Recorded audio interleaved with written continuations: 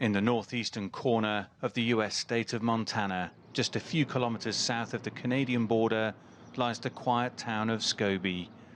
According to a recent survey, Scobie is among the top 3 hardest to reach small towns in America. But the region's wireless provider, along with many others across rural America, has found itself at odds with US authorities. Niemont Telephone Cooperative relies on Huawei equipment.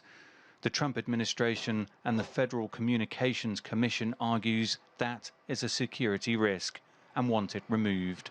Nobody in their right mind would shut down a network and shut down public safety. Sometimes I equate it to like flying in a jet with 2 engines, and you want to replace one of the engines while you're at 30,000 feet. Probably not a real good idea.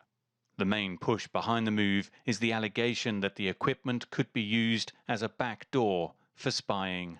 If any foreign government wanted to spy on us through this type of technology, it wouldn't matter if this equipment is from China or the US or from wherever. Mike Kilgore says in his experience that threat is overhyped.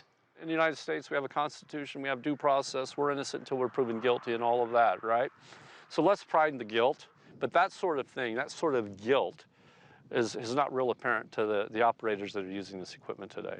Although this area is home to some stunning scenery, this is not a lucrative region for cell phone networks to operate, with just 20,000 people living in an area of some 50,000 square kilometers.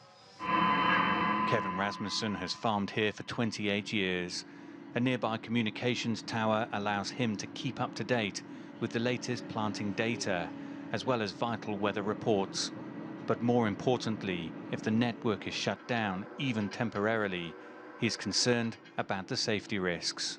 I've had friends that have had problems before, and thank God they had their phone with them, so they could make that phone call. Maybe they're hurt bad.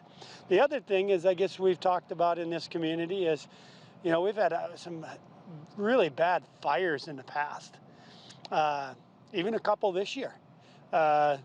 Without that cell service too, it wouldn't have happened. I mean, wouldn't have got taken care of so quickly. Carrie Bennett is the General Counsel for the Rural Wireless Association. She says to rip and replace the network would be costly and would take years.